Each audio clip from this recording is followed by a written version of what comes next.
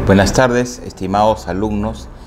Continuando con el diplomado en Derecho Procesal Constitucional, el día de hoy nos toca hablar tres temas importantes, ¿no? Tenemos en primer lugar el precedente judicial o el precedente vinculante, ¿no? Luego tenemos la doctrina jurisprudencial y más adelante veremos los sistemas de control constitucional, ¿no? Entonces, para comenzar, hablemos de lo que es el precedente. Llamémosle precedente judicial o precedente vinculante del Tribunal Constitucional, ¿no? Ambos guardan similitud. Cuando hablamos de precedentes, también podríamos estar hablando de lo que son los acuerdos plenarios acordados o realizados, mejor dicho, por la Corte Suprema de Justicia de la República a través de sus salas, sala civil, por ejemplo, sala penal o sala constitucional, ¿no? En los temas que son de su conocimiento. Muy bien, muy bien.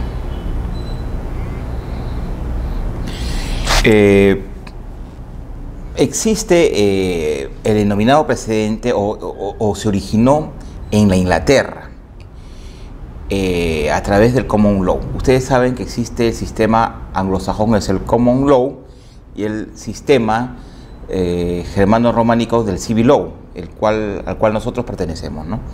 Sin embargo, el tema del Common Law tiene una influencia también en nuestro sistema a través de los precedentes vinculantes.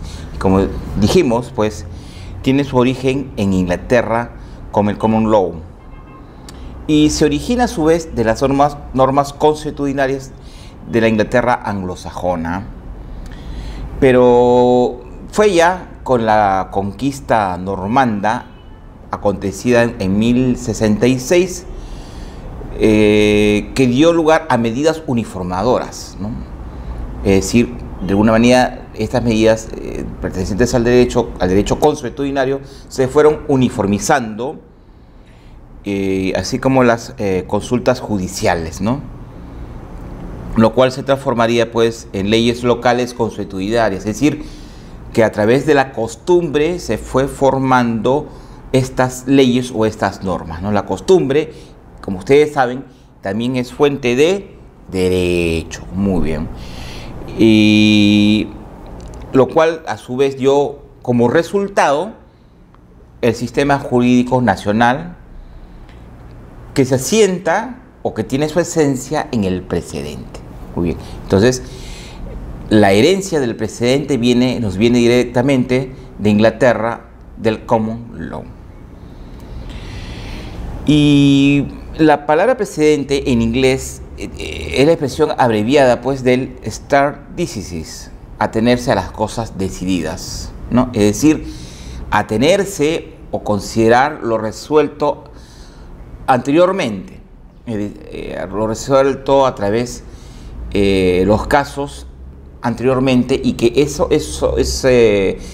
resuelto va a ser considerado para la asunción de futuras decisiones. Muy bien. Y los dos términos se emplean indistintamente, es decir, el precedente como el stare decisis en inglés. En la práctica, precedente o stare decisis significa que los tribunales inferiores deben acatar las decisiones de un tribunal supremo dentro de su jurisdicción en asuntos de derecho. Por ejemplo, actualmente, ¿no?, las salas superiores y los juzgados tienen que obligatoriamente, al momento de decidir, aplicar los precedentes o los acuerdos plenarios de la Corte Suprema de Justicia de la República, ¿no? Y el último tribunal debe apartarse de sus decisiones previas o antecedentes sobre materias legales únicamente cuando existan razones importantes para ello. Es decir, los tribunales inferiores deben acatar obligatoriamente o de forma vinculante lo resuelto por los tribunales supremos. Muy bien. Sin embargo, puede apartarse de estos precedentes cuando existan razones o causas justificadas. Es decir, por ejemplo, apartarse de la doctrina del precedente, muy bien, o del precedente. Como ustedes saben, los casos no son iguales, ¿no? Pueden ser similares o guardar similitud, pero no son iguales, ¿no? Y puede que un caso que aparentemente sea similar o igual que el caso precedente no lo sea así, tenga una particularidad, algo que lo distingue. Entonces, el tribunal inferior, para apartarse o decidir de forma diferente el precedente, debe en su resolución o en su sentencia justificarlo, motivarlo, ¿no? Es decir, por qué se aparta del precedente, expresarlo así y además explicar las razones por las cuales decide de determinada manera, ¿no? Los principios del precedente se aplican no solamente a las decisiones sobre regulaciones consuetudinarias o costumbres del derecho, sino también a fallos que interpreta el derecho positivo. Es decir, no solamente el precedente se aplica para las normas del derecho consuetudinario, ¿no? sino para aquellos fallos de puro derecho positivo, es decir, del derecho legal. Muy bien. ¿Y qué podríamos decir sobre el precedente? ¿Qué es el precedente, señores? El precedente judicial o derecho precedente o precedente vinculante también es una fuente formal de derecho, una fuente creadora del derecho. ¿Y en qué consiste? En lo que éste se derive, en lo que derive y no de la ley aprobada por los órganos legislativos, ¿no? Es decir, el precedente es el resultado o lo resuelto en un caso anterior para el caso futuro. Va más allá de la ley aprobada por el Congreso o por el órgano legislativo, ¿no? El precedente se basa en soluciones anteriores que se adoptan en determinados casos, ¿no? Es la solución de un determinado caso, nos va a servir para solucionar casos futuros, pero que guarden relación, conexidad o guarden similitud, mejor dicho, ¿no? Y todo ello constituye una suerte de doctrina jurisprudencial, un paradigma de solución, ¿no? Que se basa justamente en el precedente, ¿no? En el cual deben ajustarse en adelante todos o los demás órganos jurisdiccionales. Es decir, que el precedente resulta de obligatorio cumplimiento o de obligatoria aplicación por los tribunales inferiores. Muy bien. Y el precedente adquiere una característica especial. La característica que adquiere es la de ley, la de norma jurídica, ¿no? Sí, la solución que se brinda o que en el caso anterior, que le brinda un tribunal en un caso anterior, para que se resuelvan casos semejantes, se convierte en una especie de ley. No solamente es paradigma, no solamente es una solución, sino se convierte en una suerte de norma, en una suerte de ley, ¿no? Si bien es cierto, no hay casos idénticos, como dijimos, ¿no? Pero hay casos semejantes, casos similares o casos parecidos, ¿no? Muy bien. Existen diversas formas de precedentes, según del órgano jurisdiccional que emane, ¿no? O también existen precedentes de la administración. No solamente se puede decir que el precedente es jurisdiccional propiamente dicho, ¿no? Sino el precedente también puede ser originado en la solución de casos administrativos. Muy bien. ¿No? Y que son resueltos por órganos de la administración distintos al Poder Judicial, distintos al Tribunal Constitucional. Pero cuando sin embargo, estos órganos administrativos cumplen una función jurisdiccional. Por ejemplo, tenemos los fallos del Jurado Nacional de Elecciones, ¿no? Son funciones cuasi jurisdiccionales, ¿no? Que resuelven temas o controversias en materia electoral. Muy bien. Normalmente, señores, el precedente es una fuente creadora de derechos, ¿no? Y se encuentran diferenciados o tienen dos matices, ¿no? En el sistema anglosajón o common law y en el sistema continental o sistema romano-germánico o romano-francés, ¿no? De alguna manera, en el sistema del common law, o sea, el anglosajón, tiene mucho más importancia y más relevancia el precedente que la norma escrita o que la norma positiva. Por ejemplo, tenemos pues que en Inglaterra actualmente o en Estados Unidos, por ejemplo, se resuelven las causas más en función de las soluciones anteriores dadas a través de los precedentes o de la doctrina jurisprudencial. Si bien es cierto, la ley también es considerada, y la Constitución también, sin embargo, ellos ponen más énfasis en la solución de conflictos en el precedente, o le dan más importancia, más relevancia. En cambio, en el sistema continental, sistema romano-germánico, romano-francés, al cual nosotros pertenecemos, se pone más importancia a la ley, a la norma positiva, a la norma escrita, y en menor grado al sistema de precedentes o al sistema de doctrina jurisprudencial. Sin embargo, en los últimos años, en los últimos tiempos, ha tomado más auge, más importancia el sistema de precedentes, el sistema de doctrina, sobre todo ¿dónde? Sobre todo a través de los fallos que emite el Tribunal Constitucional del Perú, ¿no? Entonces, el Tribunal Constitucional, como vamos a ver más adelante, establece pues ha establecido una serie de precedentes, si no mal recuerdo, más de 40 precedentes que se encuentran colgados en la página web del Tribunal Constitucional. Precedentes en diversas materias. Por ejemplo, el tribunal en que ha establecido precedentes vinculantes o de obligatorio cumplimiento, no solamente para los órganos de justicia constitucional que pertenezcan al Poder Judicial, sino también para obligatorio cumplimiento de los órganos de justicia ordinaria en materia civil, penal, laboral, contencioso administrativo, pensionario, entre otros, ¿no? Entonces, los precedentes vinculantes del tribunal sirven para solucionar casos constitucionales o con relevancia constitucional y casos ordinarios de la justicia ordinaria del Poder Judicial. Muy bien. A ver qué más podemos decir al respecto, ¿no?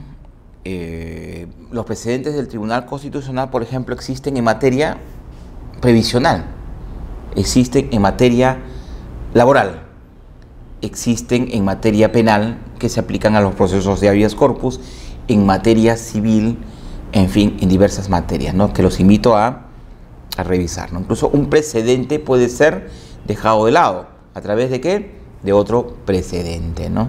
Porque ustedes saben que la vida humana nada es inmutable, ¿no? Y el derecho tampoco. El derecho puede ser cambiante. Entonces, los precedentes no son pétreos, no son eternos. Pueden ser cambiados, modificados a través del tiempo, porque pueden surgir circunstancias, situaciones, hechos que hagan que el derecho mismo cambie, ¿no? Si las normas positivas cambian, no es de una rigidez absoluta, los precedentes también pueden ser cambiados, ¿no? Pueden ser cambiados en el tiempo, ¿no? Porque ya no resultan de aplicación, ya no son necesarios su aplicación. Muy bien. O porque en buena cuenta un precedente podría también convertirse en inconstitucional, ¿no? Porque en lugar de tutelar derechos fundamentales, podría más bien desprotegerlos, por ejemplo, ¿no? Entonces, en ese sentido, puede ser cambiar un precedente, o también un precedente ya no es útil, o en su práctica, durante su vigencia, se advirtió que ya no era útil, que ya no era necesario su vigencia, ¿no? Muy bien. Entonces ya hemos hablado del precedente en general y ahora hablemos del precedente vinculante constitucional. Muy bien. ¿Y dónde está previsto el precedente vinculante constitucional? Está previsto en el artículo 7º del título preliminar del Código Procesal Constitucional. ¿Y a través de qué se establece un precedente? A través de una sentencia, obviamente, ¿no? Una sentencia que emite ¿quién? El Tribunal Constitucional. Y no es una sentencia que ha adquirido la calidad de cosa juzgada, ¿no? Muy bien. Y así, y es más, hay que anotar que el mismo precedente, la misma sentencia que lo contiene, debe decir que lo que se establece allí, o sea, lo que se establece en la sentencia, a partir de su publicación, constituye precedente vinculante. Así lo debe expresar la sentencia. Además, debe decir, por ejemplo, que a partir de los fundamentos tal y tal, debe ser considerado como precedentes vinculantes para que se solucionen casos semejantes o análogos en el futuro. Muy bien. En nuestro país, el precedente vinculante ya ha tenido algunos antecedentes, ¿no?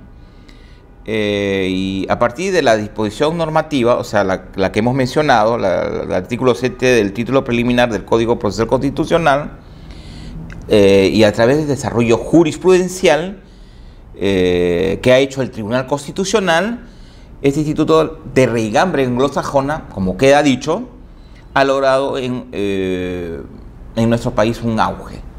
Se está asentando el precedente, es decir, que cada día más los operadores de justicia, o los jueces, tanto jueces constitucionales como los jueces de la justicia ordinaria, incluso el Ministerio Público, está dándole más importancia a los precedentes vinculantes. Como ustedes pueden ver, por ejemplo, en algunos fallos, algunas sentencias, en muchas de ellas siempre se menciona como lo dijo el Tribunal Constitucional en el precedente tal y tal, ¿no? Entonces se le está dando cada vez más importancia a los precedentes vinculantes.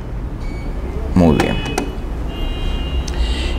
Hoy en día, ¿no?, el desarrollo de los procesos constitucionales en el Perú no solo se firma a partir del Código Procesal Constitucional como norma procesal, ¿no? Procesal sustantiva, como lo digo yo, ¿no? Yo no suelo decirle norma adjetiva, ¿no?, sino sustantiva, porque tiene sus propias leyes, ¿no?, su propio desarrollo del Código Procesal Constitucional, sino a partir de la praxis jurisprudencial, principalmente a partir de los precedentes vinculantes que ha dictado el TC. El TC ha dictado, como queda dicho, más de 40 precedentes vinculantes que establecen líneas a seguir, líneas de principios a seguir. Muy bien. Y muy pocos precedentes han sido derogados, ¿no?, por el Tribunal Constitucional. Y como dijimos, pues, el precedente tiene una identidad claramente anglosajona. En nuestro país ha habido la necesidad de adaptar el precedente vinculante a un sistema no judicialista como el nuestro, que ha generado que el precedente tenga tanto a nivel legal como jurisprudencial una particular configuración, ¿no? O sea, nuestro país, como ustedes saben, más se ha basado en resolver los casos conforme indica la ley, ¿no?, y la Constitución, ¿no? No siempre las decisiones judiciales se han basado en precedentes vinculantes. Sin embargo, cada día toma mayor importancia. Además, por ejemplo, haciendo un símil del precedente vinculante con el acuerdo plenario de la Corte Suprema de Justicia de la República, que se reúne en sala plena para resolver casos que llegan a su sede, se soluciona conflictos donde la ley o la norma sustantiva o la norma procesal ha quedado corta, por decirlo de alguna manera, ¿no?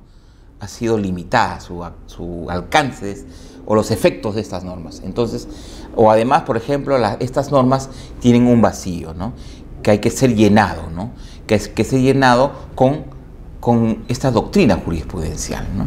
Entonces, la Corte Suprema, pues, por ejemplo, da soluciones a casos en diversas materias, como ya hemos dicho, ¿no?, civil, penal, constitucional, contencioso administrativo, a través de sus acuerdos plenarios, ¿no? Donde ha habido más desarrollo de acuerdos plenarios, pues, obviamente, en materia penal y procesal penal. Y sobre todo, nuestro Código Procesal Penal, por ejemplo, que nadie duda que es garantista, que es de corte adversarial, que es mejor que el anterior, es más técnico, donde el inculpado tiene más derechos, también se le da un papel más relevante a la parte civil, al agraviado, ¿no? En fin, en donde permite la aplicación de diversos principios de concentración, principios de inmediación, de publicidad, al contradictorio, en fin.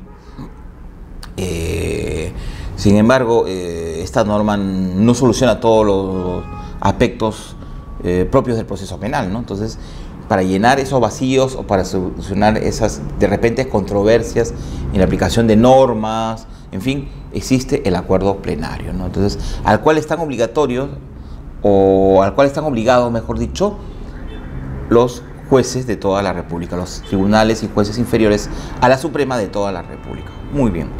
Pero, ¿qué más podemos decir sobre los precedentes vinculantes en materia constitucional que tienen similitud, como queda dicho de alguna manera, con los acuerdos plenarios del Poder Judicial? La fijación de un precedente constitucional significa que ante la existencia de una sentencia con unos específicos fundamentos o argumentos y una decisión en un determinado sentido, será obligatorio resolver los futuros casos semejantes según los términos de dicha sentencia. Es decir, un precedente establece una parte considerativa, ¿no?, para llegar a una decisión final que es el fallo, ¿no? Entonces, o una parte argumentativa, ¿no? Entonces, de lo cual se arriba a un fallo en determinado sentido, ¿no? Entonces, la solución de ese caso, porque es un caso cualquiera que se toma, va a servir para solucionar futuros casos análogos o semejantes, ¿no? Dijimos, no hay casos idénticos. Muy bien. ¿Qué más podemos decir de precedente vinculante? Algo más concreto. El precedente vinculante es aquella regla jurídica expuesta en un caso particular. A través de un precedente se establece una norma, una especie de norma o una especie de regla jurídica, ¿no?, que ha sido expuesto de manera particular y concreta por el Tribunal Constitucional al momento cuando decide establecerlo como regla general, ¿no? Es una regla jurídica o regla general que lo establece el propio Tribunal Constitucional a través o valiéndose de un caso concreto, de un caso que llega a su sede, ¿no? Como ustedes saben, en nuestro sistema compartido de justicia constitucional, que lo vamos a detallar más adelante, lo que ha sido desestimado en sede judicial, es decir, por ejemplo, si se desestima una demanda de habeas corpus, amparo, habeas data o cumplimiento, o se declara infundada o improcedente una de estas demandas y llega al Tribunal Constitucional a través del recurso de agravio constitucional, el Tribunal Constitucional puede aprovechar en uno de estos casos para establecer una regla general, para establecer una regla jurídica que va a servir para que casos semejantes al que es materia de este precedente o a la sentencia que contiene el precedente sean resueltos de semejante forma, ¿no?, de similar forma, ¿no? Entonces, el precedente, ¿qué deviene, señores? En un parámetro normativo, ¿no?, para solución o resolución de casos futuros de análoga naturaleza. Es decir, en otras palabras, el precedente establece una solución que, por lo cual se convierte en regla o norma jurídica. Muy bien. Y esta norma jurídica de obligatorio cumplimiento va a servir para que en el futuro, si viene un caso similar al que es materia de solución a través del precedente, se resuelvan en similar forma, en similar sentido. Muy bien. El precedente constitucional tiene por su condición de tal efectos similares a una ley, entonces, por lo antes dicho, ¿no? El precedente se convierte en una suerte de ley. A través del precedente se establece una norma, una ley, ¿no?, que si bien es cierto no tiene las características de positivista, o no es una ley positiva contenida en un código, sin embargo sirve como una regla general externalizada, ¿no? Es una regla que surge pues a través de un caso concreto, como queda dicho, ¿no? Es una regla preceptiva común que alcanza a todos, a quienes, a los justiciables, y es oponible a todos los poderes, en especial al poder público, ¿no? Alcanza a todos, es de obligatorio cumplimiento por todos, beneficia a todos, pero a la vez es oponible a determinados poderes públicos. Muy bien. Connotación binaria del precedente vinculante. ¿Para qué sirve el precedente vinculante? Facilita la ordenación y la coherencia de la jurisprudencia. Ordena la jurisprudencia, la ordena. Puede que la jurisprudencia pueda estar diversa o dispersa, o determinado órgano resuelve en un sentido, en un caso similar, y otro órgano, en otro caso similar a este, resuelven en otro sentido, ¿no? O sea, respecto al mismo caso, a casos que guardan semejanzas, un órgano jurisdiccional resuelve en tal sentido y el otro órgano jurisdiccional resuelve en otro sentido. Entonces sirve para ordenarlo, ¿no? Para que vayan todos los órganos de justicia, en un caso similar, vayan a resolverlo en el futuro de forma similar, en el mismo sentido. Muy bien. Y además da coherencia a la jurisprudencia, ¿no? Hace que la jurisprudencia sea coherente, no solamente ordenada, sino que sea coherente. Muy bien. Además, expone el poder normativo del TC. Ustedes saben, el TC, a través de sus fallos, jurisprudencia y sobre todo a través de su precedente, establece normas jurídicas de obligatorio cumplimiento, como ya hemos dicho, no solamente por los órganos de justicia constitucional, sino por los órganos de justicia ordinaria. Entonces, es un poder normativo del TC dentro del marco de la Constitución. O sea, la Constitución le faculta al tribunal hacer esta labor de establecimientos de precedentes vinculantes, y ahí también esto está dentro del marco normativo del Código Procesal Constitucional y la Ley Orgánica del Tribunal Constitucional. Muy bien. Y hemos hablado de precedentes, norma externalizada, norma general, norma jurídica general, con efectos o con características similares a una ley. Ahora hablemos de lo que es la doctrina jurisprudencial, ¿no? Está vinculado, sí, a la problemática del precedente vinculante y es con anterioridad a su existencia, ¿no? Incluso la doctrina jurisprudencial se puede decir que es un concepto mucho más amplio, ¿no? El TC reafirma su postura en vinculación al artículo 6 del título preliminar del Código Procesal Constitucional como la doctrina jurisprudencial, y el artículo 7 se relaciona pues al precedente vinculante. La doctrina jurisprudencial prevista en el artículo 7 del Código Procesal Constitucional y el 7 del título preliminar se relaciona o se refiere al precedente vinculante. Todo precedente vinculante es doctrina jurisprudencial, pero no toda doctrina jurisprudencial es precedente vinculante, ¿no? Muy bien, porque hay doctrinas que no constituyen, hay doctrina jurisprudencial que no constituye precedentes. Es decir, que no todos los fallos en materia constitucional se convierten en normas jurídicas externalizadas, ¿no? Sino forman parte de jurisprudencia que de alguna manera sigue una línea, ¿no? La línea, lo que se denomina la línea jurisprudencial. Lo que caracteriza al Tribunal Constitucional, pues, señores, es el respeto o la coherencia de su propia línea jurisprudencial. Es decir, el Tribunal Constitucional, a través de su fallo, trata de establecer no solamente precedentes que hemos hablado, sino una línea jurisprudencial similar. Es decir, que los casos que lleguen a suceder deben ser resueltos de forma similar a su propia doctrina jurisprudencial.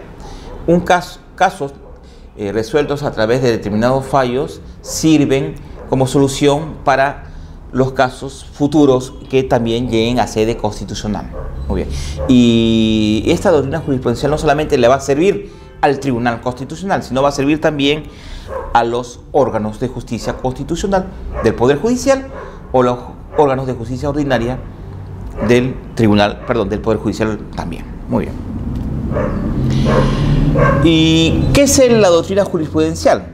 son las interpretaciones de la Constitución realizadas por el TC en su marco de actuación a través de procesos, sea el de control normativo o de tutela de derechos. En otras palabras, el TC interpreta lo que contiene la Constitución. Es decir, el TC, al momento de resolver un caso, a través de sus procesos constitucionales que llegan a su sede, lo hace interpretando de mejor forma la Constitución, que dice la Constitución, en aras de precisamente restituir un derecho fundamental amenazado o vulnerado. Eso ya nos hemos referido en la clase pasada. Entonces, TC extrae o hace valer lo que dice la Constitución respecto a la defensa o al reconocimiento o a la consagración de determinados derechos fundamentales de la persona humana o de la persona jurídica, ¿no? Hemos hablado anteriormente, hemos dicho pues que la piedra angular, la base de todo ello es la dignidad humana. Muy bien. Muy bien, entonces esa es la interpretación que hace el tribunal. ¿Y a partir de qué procesos? Los que vamos a ver más adelante, procesos que tutelan directamente derechos fundamentales, ¿se acuerdan? Habeas corpus, amparo, habeas data y cumplimiento. Y los que defienden de forma objetiva la supremacía constitucional, o sea, la supremacía de la Constitución. ¿Cuáles son estos? Procesos de inconstitucionalidad, procesos de conflictos competenciales. Sin embargo, hay que hacer una distinción en el proceso de acción popular que nunca llega al Tribunal Constitucional. Se resuelven, se conocen y se resuelve única y exclusivamente en el Poder Judicial, ¿no? Entonces, muy bien. Las interpretaciones constitucionales de la ley realizadas en el marco de su labor de control de constitucionalidad a cargo del TC, conforme al título sexto del título preliminar, perdón, artículo sexto del título preliminar del Código Procesal Constitucional, una ley cuya constitucionalidad ha sido confirmada por el TC no puede ser inaplicada por los jueces en ejercicio de control difuso. Vamos a hablar más adelante qué es el control difuso, ¿no? Entonces, el TC hace un control de constitucionalidad. Vamos a hablar más adelante de lo que es el control de constitucionalidad. Muy bien, el TC hace esta labor, ¿no? Entonces, el TC va a ver si esta norma es válida, es constitucional y no afecta a derechos fundamentales, ¿no? Entonces, el TC, a través de su proceso de inconstitucionalidad, va a decidir si esa norma se queda en el ordenamiento jurídico o debe ser expulsada del ordenamiento jurídico, ¿no? Si el TC declara que esa norma es constitucional, los demás jueces de la justicia ordinaria o de la justicia constitucional deben aplicar esa norma, ¿no? No deben inaplicarla a través del control difuso en los casos que son materia de su conocimiento. Eso es lo que quiere decir. Muy bien. Entonces, esa es, o sea, interpreta la ley conforme a la Constitución y dice, ¿no? Esa ley no contraviene, por ejemplo, la Constitución, y esa ley no vulnera derechos fundamentales, entonces esa ley es válida y debe ser aplicada por los jueces que hemos mencionado. Muy bien. Las proscripciones interpretativas, esto es, las anulaciones de determinado sentido interpretativo de la ley realizadas en aplicación del principio de interpretación conforme a la Constitución, ¿no? Muy bien. El tribunal puede anular el sentido interpretativo de una ley, ¿no? Entonces, anular porque precisamente se anula la interpretación de esa ley porque esa ley, por ejemplo, resulta contraria a la Constitución o porque es inconstitucional o vulnera derechos fundamentales. Esto es lo que se llama sentencias interpretativas, que establecen que determinado sentido interpretativo de una disposición legislativa, o sea, de una ley, resulta contrario a la Constitución, por lo que no puede ser usado por los jueces en el ejercicio de la función jurisdiccional que les corresponde. Contrario sensu, ¿no? El tribunal puede decir, esta ley es inconstitucional o afecta a derechos fundamentales, y a partir del día siguiente de su publicación, no solamente la norma queda expulsada del ordenamiento jurídico, sino también los jueces deben inaplicarla inmediatamente. Muy bien. ¿Qué más podemos decir de la doctrina jurisprudencial? Está regulada pues en el artículo sexto del Código Procesal Constitucional, como queda dicho, ¿no? En nuestro Código Procesal Constitucional, ¿no? Y dispone pues que los jueces están vinculados a la interpretación de los preceptos constitucionales que resulten de las resoluciones dictadas por el Tribunal Constitucional.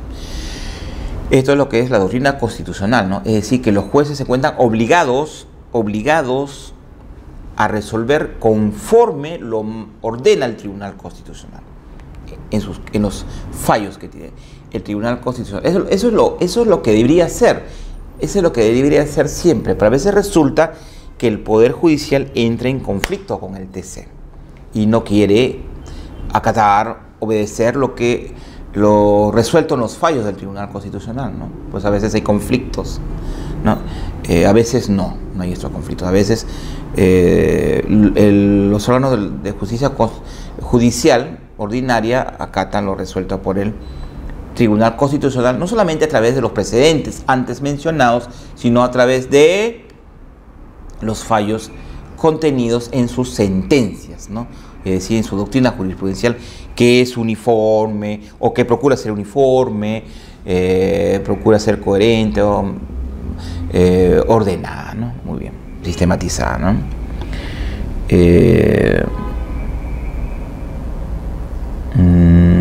La doctrina jurisprudencial no puede ser utilizada para hacer referencia a una única sentencia constitucional, sino a pluralidad de ellas, de la que se puede desprender por reiteración determinada interpretación. Es decir, no existe una sola sentencia constitucional que constituye doctrina jurisprudencial constitucional, sino existe similitudes de sentencias. Si se quiere, estas sentencias guardan similitud entre ellas, es decir, los fallos de estas sentencias son similares. Ustedes revisan, por ejemplo, entran a la página web del Tribunal Constitucional y ustedes buscan pluralidad de instancias y le va a salir una serie de fallos, y entre esos fallos o entre esas sentencias van a ver que algunas de ellas en algún determinado caso ha resuelto de forma muy similar, ¿no? Entonces es un criterio muy uniforme que existe, o reiterado y uniforme, ¿no? Bueno, eso es lo que procura hacer el Tribunal Constitucional a través de sus fallos. La jurisprudencia, si es entendida, es considerada en muchos países de la familia jurídica del Civil Law como fuente de normas jurídicas generales. Ya hemos dicho algo así. Pero, sin embargo, la incorporación de las normas no se produce porque un juez que se encuentra normalmente ubicado en el vértice de la estructura judicial, o sea, en la cima, como ocurre en el Tribunal Constitucional, haya tomado la decisión de adoptar un determinado criterio, sino por la reiteración en el mismo sentido, ya que son independientes entre sí, ¿no? Entonces, la reiteración, si bien es cierto, o sea, existe, sí es verdad, en los jueces del Poder Judicial una independencia y autonomía, ¿no? Reconocida constitucionalmente incluso, ¿no? Muy bien, sin embargo, los fallos que ellos emitan, lo ideal es que los jueces, en casos similares, los diversos jueces resuelvan en determinado sentido, en el mismo sentido, ¿no? En reiterado sentido, ¿no? O en uniforme sentido, eso es lo ideal, ¿no? Eso ¿qué efectos positivos tiene? Predictibilidad en el justiciable, ¿no? Entonces, el justiciable va a decir, si yo interpongo esta demanda con esta pretensión, yo estoy seguro que el órgano jurisdiccional va a resolver en tal sentido, ¿no? En un sentido similar al de casos anteriormente resueltos, ¿no? Entonces, eso da predictibilidad, ¿no? Y además que proporciona con ello seguridad jurídica que beneficia a todos, ¿no? Paz social, institucionalidad y mucho más allá de ello, que nos trae mejor imagen como país, inversiones, en fin, los beneficios que ustedes ya saben. ¿Qué más tenemos? Bueno, eso es en cuanto a lo que es precedentes, vinculantes y doctrina jurisprudencial, ¿no? Que, como en resumen diremos, que es lo que está tomando más auge cada día al lado de la ley. O sea, no es que la ley esté quedando de lado, ¿eh? No es que la norma positiva esté quedando de lado, ¿no? Sino que van de la mano, ¿no? En paralelo, ¿no? Por un lado, la ley, que se presume su validez y su constitucionalidad, como siempre digo yo, en tanto no afecte derechos fundamentales, en tanto no contravenga lo que dice la Constitución. no contravenga los valores, los principios que emanan en la Constitución, ¿no? Y además, si la ley tiene limitaciones, vacíos o contradicciones, o no da respuesta a la solución de determinado caso, existe la doctrina jurisprudencial y el precedente vinculante. Más otra cosa que quiero añadir al respecto. El juez, ya hemos dicho en la clase pasada, el juez activista es el que cada día tiene más importancia. No es el juez del mero aplicador ciego de la ley a rajatabla, ¿no?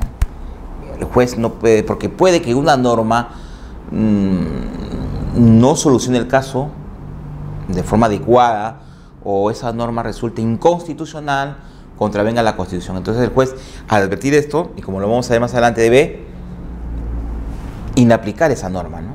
Mediante el control difuso, ¿no? Entonces, para ello el juez puede hacer interpretaciones de la Constitución o de las normas del bloque de constitucionalidad o del control de convencionalidad, ya hemos dicho antes, ¿se acuerdan? Bloques de constitucionalidad son fallos nacionales y extranjeros en materia de derechos humanos, de derechos fundamentales, o normas positivas nuestras, o también contar lo que las decisiones de tribunales extranjeros, ¿no? De tribunales internacionales o instrumentos públicos, ¿no?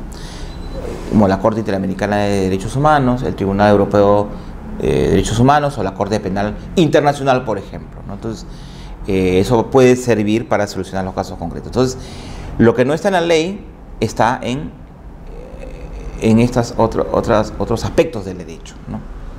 Doctrina, jurisprudencia, en fin. Entonces, el juez tiene que tener un espectro más amplio, ¿no?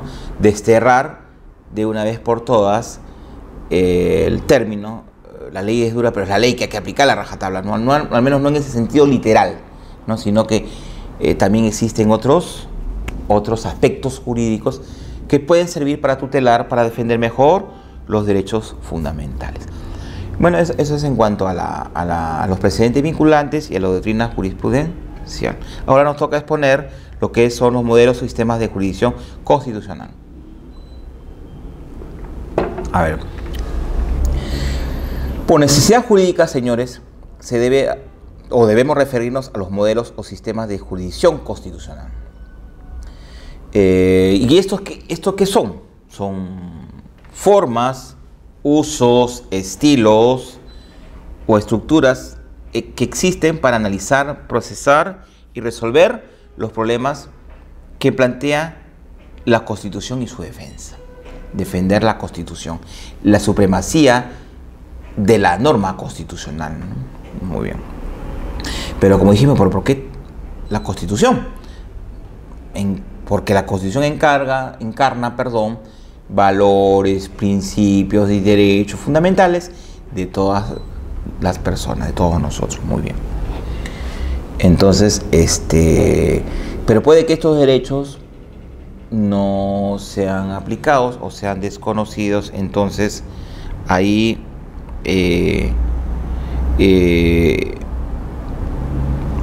entra a tallar los procesos constitucionales como instrumentos de defensa o de restitución, como hemos dicho, de derechos fundamentales. Muy bien. Existen dos sistemas o modelos de control constitucional en nuestro país, ¿no? El control concentrado y el control difuso. ¿Y de dónde surgen estos sistemas? Esta denominación se debe pues a Carl Schmitt, es un teórico constitucionalista alemán, ¿no? Quien es el defensor de la Constitución.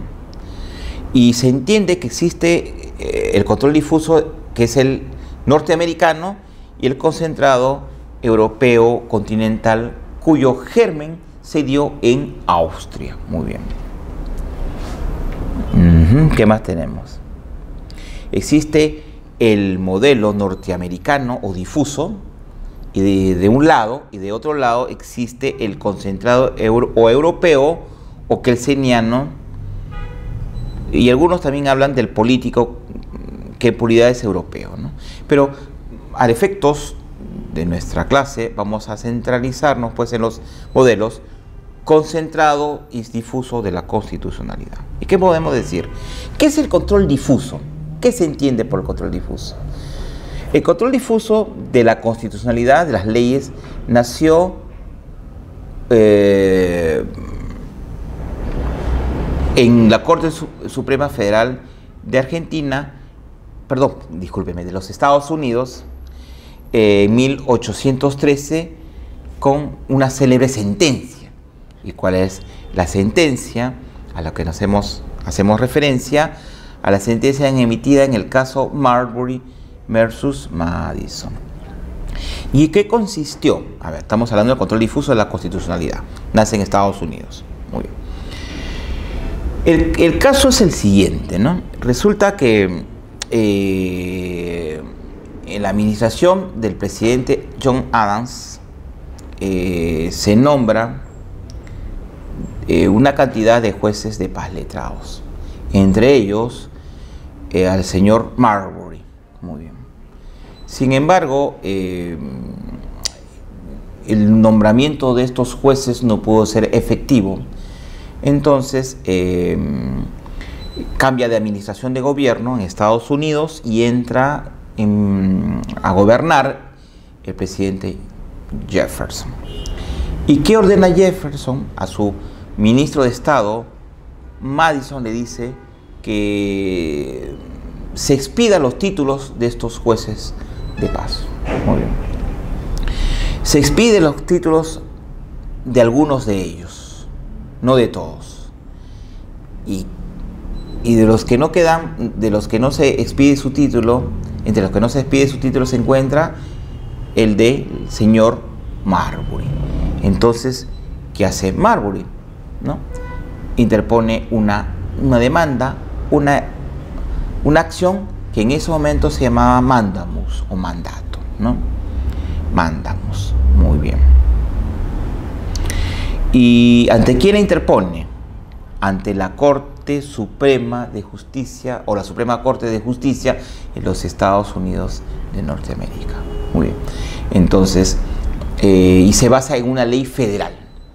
Y la ley federal de los Estados Unidos dice, bueno, que sí, que en casos como este, donde el demandante sea una autoridad, en el caso del señor Marbury, que como repito, quedó frustrado su nombramiento o su título como juez de paz, él era una autoridad que tenía derecho a interponer un mandamus ante quién, o sea, una demanda que contiene un mandamus ante la Corte Suprema de Justicia de los Estados Unidos. O sea, la ley federal le faculta a Marbury interponer una demanda ante la Corte Suprema de los Estados Unidos a través de un mandamus para que se ordene la expedición de su título como juez de paz letrado. Muy bien.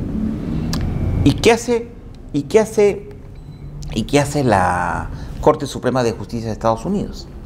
Dice, bueno, al momento de resolver, dice, sí, efectivamente, el señor tiene legitimidad para demandar, sí, ¿no?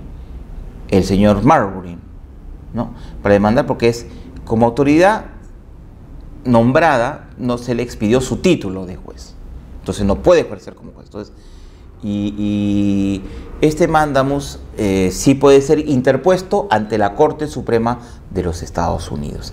Sin embargo, esa ley, eso es por mandato de la ley federal norteamericana. Sin embargo, esta ley contravendría lo que dice la Constitución norteamericana.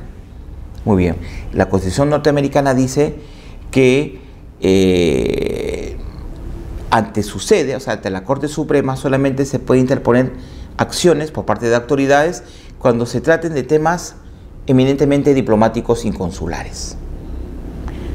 Entonces, el caso del señor Marbury, el juez Marbury, no revestía esa característica, es decir, no era un caso referido a un tema diplomático ni un tema consular. Entonces, la Corte Suprema de los Estados Unidos dice, acá, o sea, compara o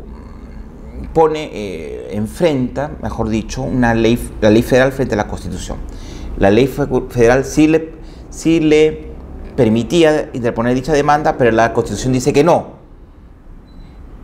La Corte, ¿cómo resuelve? Desestima o declara infundada esta demanda del señor Marbury contra el secretario de Estado, Madison, ¿no? Que era quien no lo había nombrado, no había expedido su título de juez.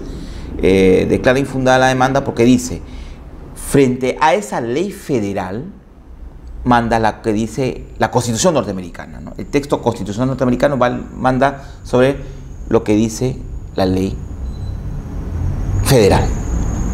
Y por tanto, esta ley debe ser inaplicada por la Corte Suprema de los Estados Unidos de Norteamérica. Muy bien. ¿Qué sucedió acá? Que se realizó un control difuso de la constitucionalidad, es decir, se comparó o se enfrentó la ley con la Constitución. Prevaleció la Constitución como norma suprema y se inaplicó la ley federal. Muy bien. ¿Qué más tenemos?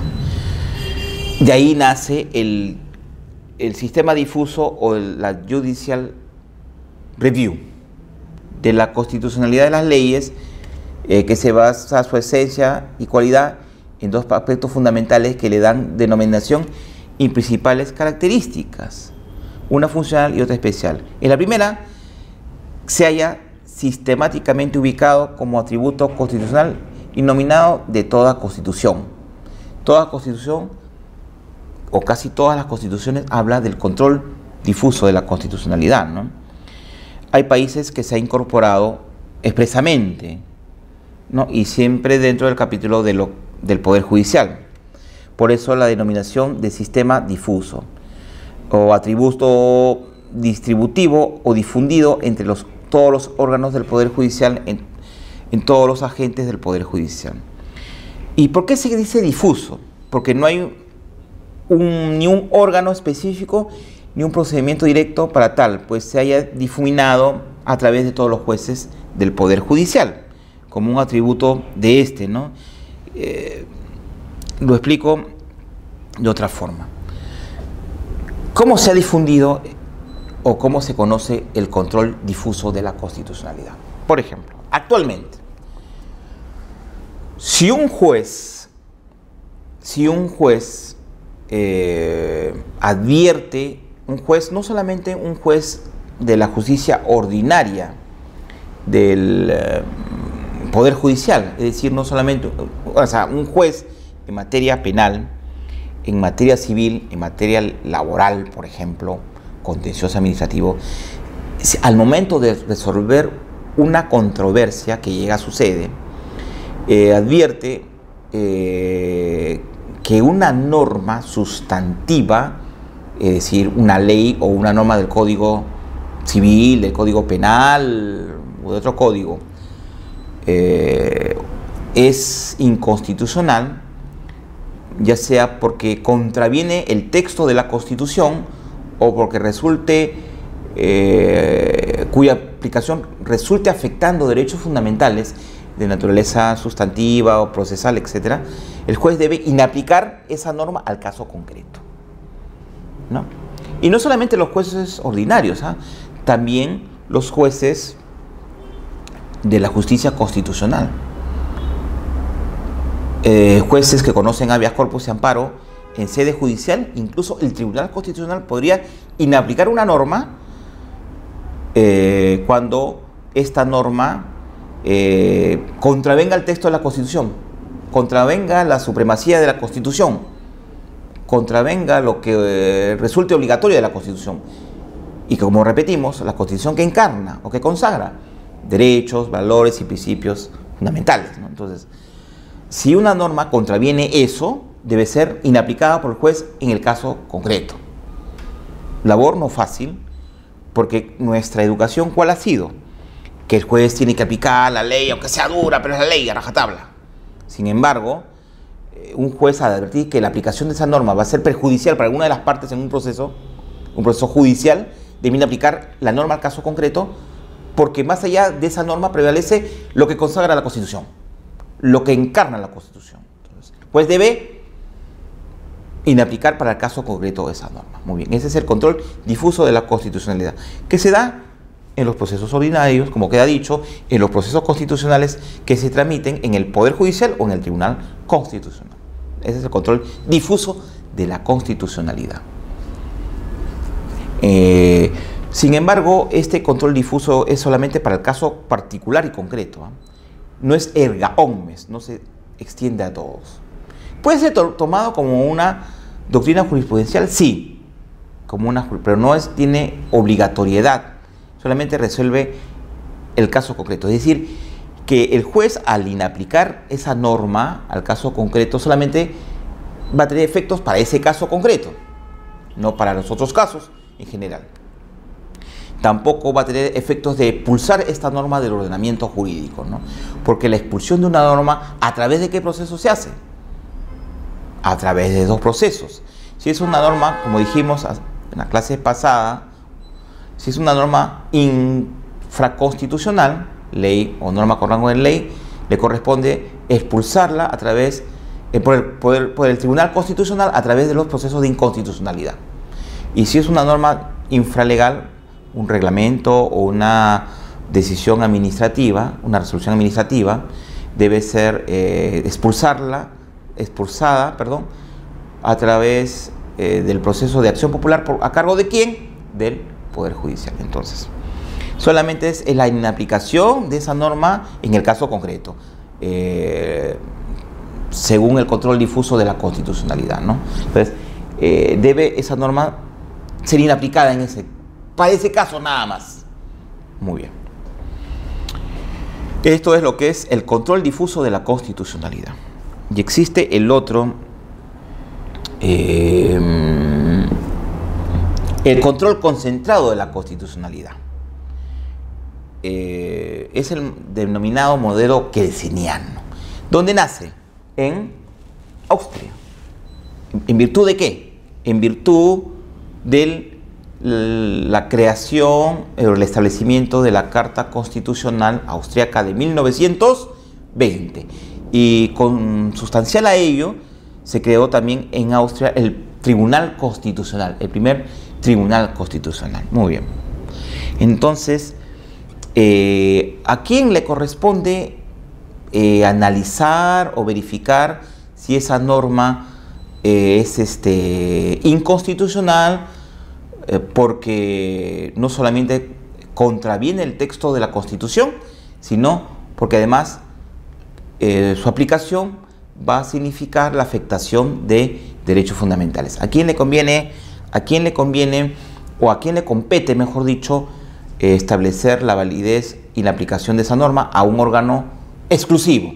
¿A quién? Al Tribunal Constitucional. Solamente el Tribunal Constitucional es el único que puede decidir si esa norma es válida o no, que esa norma debe ser inaplicada o no, y esa norma debe ser expulsada o no del ordenamiento jurídico.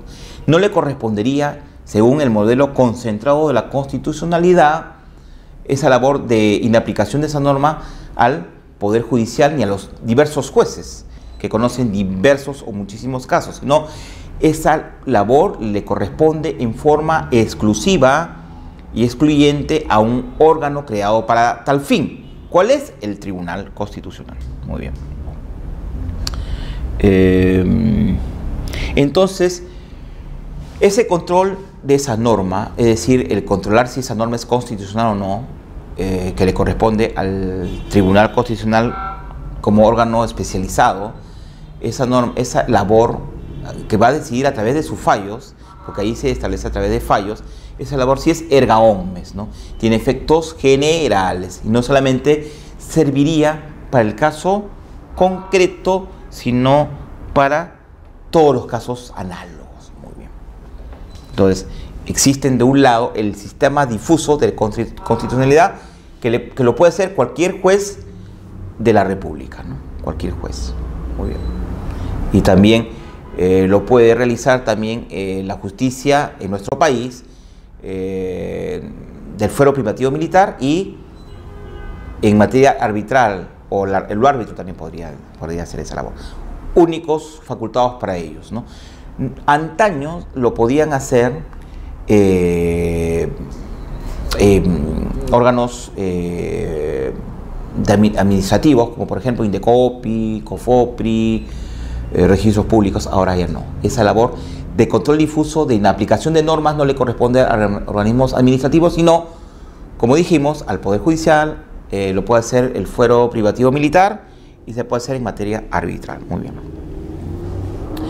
Y de otro lado, el control concentrado de la constitucionalidad es labor exclusiva y excluyente de un tribunal constitucional. Por eso existen, a partir de ahí se crearon diversos tribunales constitucionales, ¿no? Por ejemplo, un año después se creó en España el Tribunal de Garantías Constitucionales, cuya nosotros en el Perú hicimos un tribunal similar, el anterior al actual, al nuestro, es el Tribunal de Garantías Constitucionales, y actualmente el Tribunal Constitucional, como también existe actualmente en España. Muy bien. ¿Qué más podemos decir al respecto? Sin embargo, en el Perú existe, y como en muchos países, el sistema mixto, dual o paralelo. ¿Y a qué nos referimos? A lo siguiente. En el Perú coexisten tanto el control concentrado de la constitucionalidad como el control difuso de la constitucionalidad. Lo vamos a explicar más adelante. ¿Qué consisten estos? Muy bien. Muy bien, muy bien. Adelantándonos un poquito más. A ver. ¿Y qué consisten estos? Perdón. El control difuso, ¿cómo se realiza en el Perú? A través, ya dijimos, del Poder Judicial, mayoritariamente, y también lo hace el fuero privativo militar, que administra justicia militar, ustedes ya saben, y también el árbitro que resuelve controversias puestas en su conocimiento a través de los laudos arbitrales. Muy bien. Entonces, en el Perú existe el control difuso de la constitucionalidad. Es decir, por ejemplo, jueces que conocen procesos de alimentos, por decir, divorcios, o obligación de dar su dinero, o un juez que conozca, un juez o una sala estamos hablando, ¿no? Que conozca, por ejemplo, temas penales por delitos diversos, ¿no? Tráfico ilícito de drogas, hurto, homicidio, secuestro, qué sé yo, tantos delitos que existen. O un juez que conoce, por ejemplo, un tema laboral, reposición laboral. O un juez conoce un tema previsional, un tema contencioso administrativo. Un juez, al momento de resolver esa controversia, va a advertir, por ejemplo, que esa norma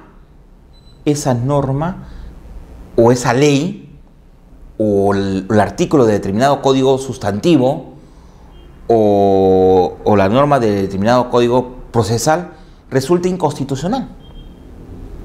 Entonces, ¿qué va a hacer ese juez? ¿O cuál es la obligación de ese juez? En aplicar al caso concreto esa norma. Porque esa norma podría afectar el derecho fundamental o los derechos fundamentales de alguna de las partes en el proceso. De la parte demandante o de la parte demandada. O la parte del Ministerio Público o, más que nada, del inculpado, por ejemplo, ¿no? Y entonces es el deber del juez de inaplicar esa norma, pero para ello no es una labor fácil, dicho sea de paso, es una labor complicada. ¿Y por qué es complicada? Porque dijimos, nuestra tradición jurídica, cultural es aplicar la ley, aunque sea dura, la ley es dura, pero es ley. Desde las facultades de Derecho nos han enseñado eso, ¿no? Ahora ha cambiado un poco la visión de Derecho, ¿no? Más allá de la ley están los principios, los valores, ¿no? Entonces, constitucionales, fundamentales, básicos. Muy bien. Entonces, el juez, para inaplicar una norma que en principio estaría obligado a ello, tiene que sustentar debidamente su sentencia o su resolución, ¿no? Entonces, no es labor fácil. Porque como ustedes recuerdan, los jueces y fiscales tienen encima a lo que es el control interno, ¿no? La figura realmente cuestionada o debatible del prevaricato, ¿no? Que lo encorseta al juez de alguna manera a aplicar obligatoriamente lo que dice la norma, ¿no? Y también está de otro lado la presión del CNM, la ratificación, etcétera, etcétera, ¿no? Entonces es un cambio de mentalidad que tenemos que hacer, ¿no? La ley, se presume la constitucionalidad, la validez en la norma en tanto y en cuanto no afecte derechos fundamentales, no amenace derechos fundamentales y no contravenga lo que dice la Constitución. Es un cambio de mentalidad. Muy bien, de un lado. Entonces es una labor fácil, ¿no? Por ejemplo, nosotros hemos advertido, en el tribunal se ha advertido, el tribunal ha advertido, mejor dicho, que una norma del nuevo Código Procesal Penal, a pesar de sus bondades, su aplicación resulta inconstitucional. Les cuento, en base en materia de las clases de habeas corpus futuras. La aplicación del artículo 423, inciso 3 del Código Procesal Constitucional, que indica que si en la audiencia de apelación de sentencia, que se programa después de que se concedió el recurso de apelación de sentencia condenatoria, si no acude el inculpado que apeló físicamente, se declara inadmisible el recurso, pese a que esté presente su abogado defensor en dicha audiencia, con su contraparte el Ministerio Público, ¿no? Entonces, se exige la presencia física del inculpado, cuando ello no sería necesario porque el defensor técnico es el abogado que va a sustentar la pretensión impugnatoria y los alegatos de su defensa, en fin, las pruebas y todo lo demás. Entonces, en principio, los jueces que administran justicia penal, al haber la inconstitucionalidad de la norma, de esa norma, tendrían la obligación de inaplicarla al caso concreto. Y muchas veces no. Algunos jueces sí lo han inaplicado, otros jueces no. El tribunal ya se pronunció con una sentencia respecto, la 2964-2011, habeas corpus, y lo vamos a explicar en las próximas clases, que no es necesaria o no es absolutamente necesaria la presencia del inculpado a la audiencia porque esto es abogado que va a sustentar su petición impugnatoria. Muy bien. Pero esa labor de inaplicación de normas inconstitucionales no solamente le compete a los jueces ordinarios, sino también a quienes, a los jueces que administran justicia constitucional. No solamente en sede judicial, o sea, los jueces que administran o que conocen o resuelven procesos de habeas corpus, amparo, cumplimiento y habeas data, sino también esa obligación la tienen los jueces del Tribunal Constitucional, ¿no? Al momento de resolver una controversia constitucional, ¿no? En su sede, en el Tribunal Constitucional. Muy bien. Ese es el control. Entonces, en el Perú existe eso, pero a la vez también existe el control concentrado de la constitucionalidad. ¿Y a qué nos referimos? ¿Y cómo se realiza esto? Muy bien. A través de dos procesos. Más adelante vamos a explicar estos procesos, sus requisitos y su correspondiente jurisprudencia. Muy bien.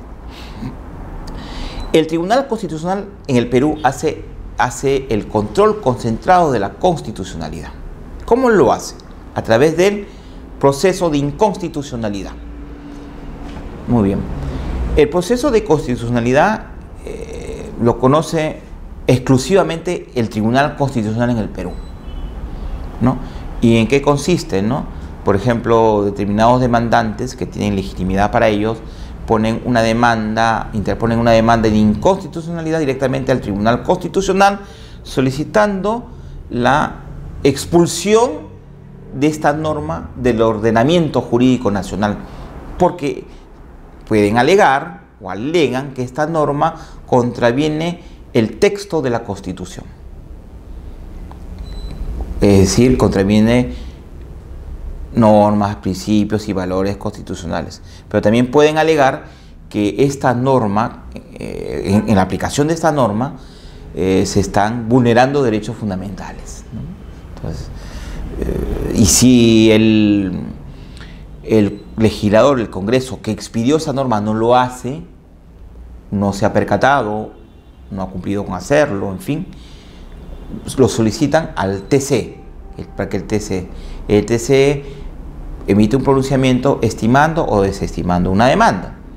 Si le estima, a partir del día siguiente de la publicación en el portal web del TC o en el peruano, a partir del día siguiente esa norma debe ser expulsada del ordenamiento jurídico nacional. Muy bien. Muy bien. Entonces, o contrario sensu, si el tribunal declara que esa norma es constitucional, esa norma debe ser aplicada por todos, ¿no? El tribunal declaró que esa norma es constitucional, por tanto no afecta a derechos fundamentales, no contraviene la Constitución, debe seguir siendo aplicada por los que corresponde hacerlo. Muy bien. Pero esa labor de control concentrado de la constitucionalidad no solamente le corresponde al Tribunal Constitucional, también le corresponde al Poder Judicial. ¿Y a través de qué procesos? A través del proceso de acción popular. Entonces, ojo, el proceso de inconstitucionalidad es de única y exclusiva competencia del Tribunal Constitucional, y los procesos de acción popular es de única y exclusiva competencia del Poder Judicial. Nunca van al TCA. Y, por ejemplo, determinados ciudadanos piden la expulsión de un reglamento, ¿no? O una norma infralegal, porque por lo mismo, no pueden alegar lo mismo que se alega en los procesos de inconstitucionalidad, ¿no? Que esta norma infralegal no solamente contraviene la Constitución, sino también contraviene una norma infraconstitucional que se encuentra por encima de esa norma infralegal, ¿no? O sea, contraviene una ley. Entonces, contraviene los valores, los principios de la Constitución, esa norma infralegal afecta derechos fundamentales, o también esa norma contraviene el espíritu de la ley que está por encima de ella y la ley es válida, ¿no? Incluso la ley puede ser declarada válida por el TC. Muy bien. Entonces, ¿qué se busca a través del proceso de acción popular? Igual que en el proceso de inconstitucionalidad, se busca la expulsión de esa norma del ordenamiento jurídico, ¿no? Muy bien. Entonces, en el Perú existen el modelo mixto, dual o paralelo, ¿no? Establecido en principio en la Constitución de 1979 y actualmente en la Constitución de 1993 se mantiene. Entonces el Perú mantiene dos sistemas, control difuso y control concentrado, ¿no? Muy bien. Y también, según nuestro sistema compartido de justicia constitucional, el control constitucional de normas corresponde pues a realizarse a través de los procesos de acción de habeas corpus, de amparo, cumplimiento y habeas data, ¿no? Muy bien. Y el control concentrado lo hace el Tribunal Constitucional en un fallo definitivo a través de sus resoluciones mediante el proceso de inconstitucionalidad. Muy bien. Entonces, estos procesos que tutela derecho, como hemos dicho y lo vamos a redundar o reforzar en las próximas clases, procesos que tutela derecho directamente, habeas corpus, amparo, habeas data de cumplimiento, se inician en el Poder Judicial, y si se deniega la tutela en estos procesos, se tiene pues al Tribunal Constitucional como última y definitiva instancia que pueden estimar o pueden restituir o pueden reponer los derechos afectados o amenazados, ¿no? Entonces, ese es nuestro sistema mixto, dual, y creo que funciona para nosotros, ¿no? Porque imagínense ustedes que un juez, al advertir la inconstitucionalidad de una norma o una norma vulneratoria de derechos en el caso concreto, imagínense este escenario, este juez no pueda inaplicar la norma, sino que tendría que remitir los actuados al Tribunal Constitucional para que resuelva sobre la inaplicación o la expulsión de esta norma al caso concreto. ¿Qué caos significaría eso? Significaría retardo en la administración de justicia. imagínense ustedes. Entonces, más práctico, con efectos más inmediatos, y ustedes saben, algo que caracteriza a la justicia y debería caracterizar y debería ser así, es la celeridad procesal, ¿no? En aras de la defensa de los derechos de los justiciables. Entonces, el juez en nuestro país está facultado para inaplicar la norma al caso concreto, sin necesidad de acudir al Tribunal Constitucional. Lo único que tiene que hacer el juez es subir en consulta a la Corte Suprema, que es su superior jerárquico, y no ir al TC. Y además esto engrosaría pues la carga procesal, que ya es bastante fuerte en el Tribunal Constitucional, ¿no? Entonces es válido el control difuso, y de otro lado el control concentrado a través de un órgano especializado como el TC ha dado resultados, ¿no? Porque el tribunal es un órgano especializado que va a decidir si una norma es contraria o va en consonancia con la Constitución, o si esa norma afecta o amenaza derechos fundamentales determinados. Entonces el órgano especializado para hacer el control concentrado, para analizar, para resolver si expulsa total o parcialmente una norma o la mantiene, es el Tribunal Constitucional, ¿no? Especializado para ello. Entonces, yo creo que este sistema dual, paralelo o mixto, como ustedes quieran denominarles, está dando resultados y funcionan, ¿no? Ahora, de alguna forma el TC, al realizar esta labor, se convierte pues en una especie, si se quiere, de legislador negativo o positivo, ¿no? En defecto del Congreso, el tribunal legisla. El tribunal determina la vigencia o no de una norma. Entonces, esa labor es importante y creo que debe seguir manteniéndose, ¿no? ¿Qué más tenemos, señores?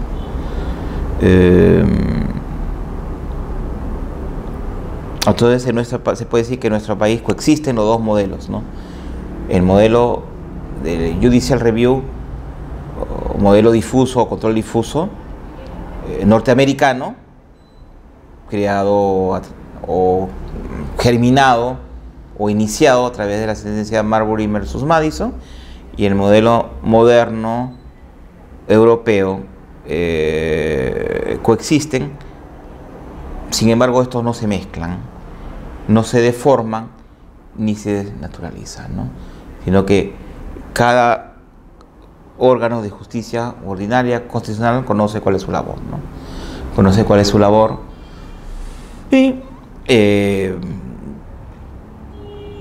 Y esa labor tiene una base constitucional, la Constitución de 1993. Eso es, hasta hoy hemos concluido el primer módulo con conceptos preliminares, conceptos doctrinarios importantes. En las próximas clases, vamos a entrar de lleno a los procesos constitucionales de la libertad, a los 7 procesos, en el orden que establece el Código Procesal Constitucional, ¿no? En la próxima clase vamos a tener un sistema siguiente, ¿no? Va a haber doctrina, conceptos, doctrina y jurisprudencia, ¿no? Tipología en los casos que corresponden. Entonces, en la próxima clase vamos a comenzar con el proceso de habeas corpus, ¿no? Sin embargo, vamos a dar algunos conceptitos referidos a los procesos constitucionales. Vamos a explicar en la próxima clase el esquema del trámite de los procesos que tutelan derechos fundamentales, de los 4 procesos: habeas corpus, amparo, habeas data y cumplimiento. Y al finalizar este diplomado vamos a realizar una evaluación. Bueno, eso es todo por la clase de hoy, y nos encontramos ya en la próxima clase entrando de lleno a los denominados procesos constitucionales de la libertad previstos en la Constitución y previstos en el Código Procesal Constitucional. Muchas gracias.